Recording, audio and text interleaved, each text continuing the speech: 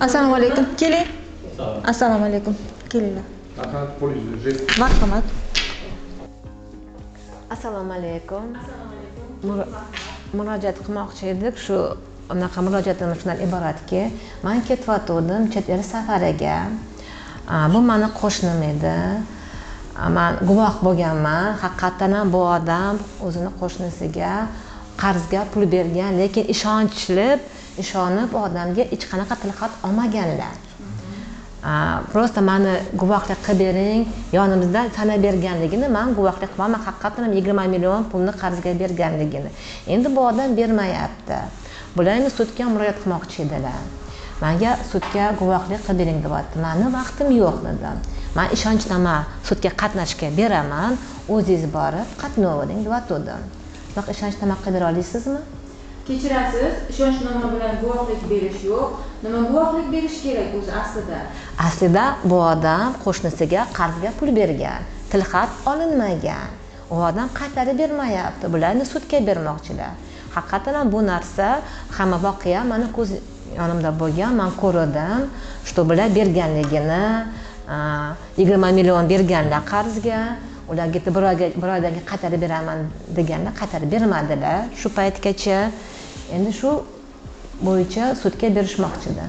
Unda siz ishonchnoma emas, dalillarni ta'minlash notarial harakati sifatida guvoh ko'rsatuvlarni berishingiz kerak bo'ladi va biz bu harakatlarni xolislar ishtirokida amalga oshirishimiz kerak bo'ladi.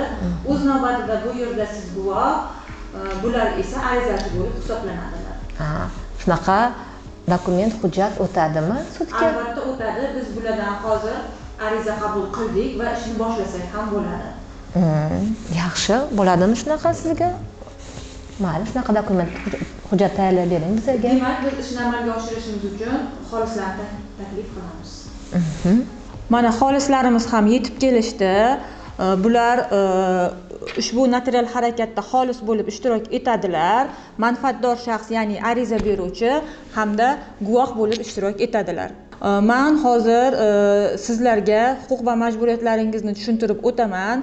Arizachi, siz o'z fikr va mulohazalaringizni ariza orqali murojaat qilish huquqingiz bor.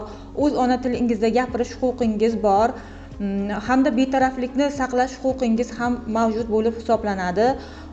Xolislar ham betaraflikni saqlagan holda, maxfiylik qoidalariga rioya qilgan holda o'z ona tilida gapiradilar. Shuningdek, bayonnoma bilan tanishib chiqish, bayonnomaga imzo qo'yish huquqlaridan foydalanadilar.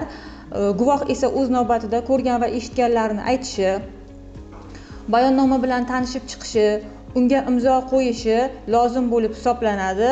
Shu bilan bir vaqtda guvoh va xolislarga nisbatan yolg'on guvohlik berganligi uchun qonunchilikda belgilangan javobgarlik borligi haqida ham aytib o'taman.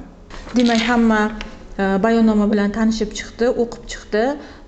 Siz bu bayonnomani kerakli bo'lgan tashkilotlarga olib borish huquqiga ega bo'lib hisoblanasiz. Fuqarolik huquqiy munosabatlarida manfaatdor shaxslarning arizalariga muvofiq sudda yoki boshqa ma'muriy organlarda ish yuzaga kelgan taqdirda keyinchalik taqdim etish mumkin bo'lmay qoladi yoki qiyinlashadi degan asoslar mavjud bo'lgan taqdirda notariuslar dalillarni ta'minlash huquqiga ega bo'lib hisoblanadi. Bu o'z navbatida fuqarolarga qulaylik tug'dirish bilan navbatda ancha ishlarni yengillashtirishga sabab bo'lishi mumkin. Bunga misol qilib fuqaroning kasal bo'lishi yoki xizmat safarida bo'lganlarni misol qilib keltirishimiz mumkin.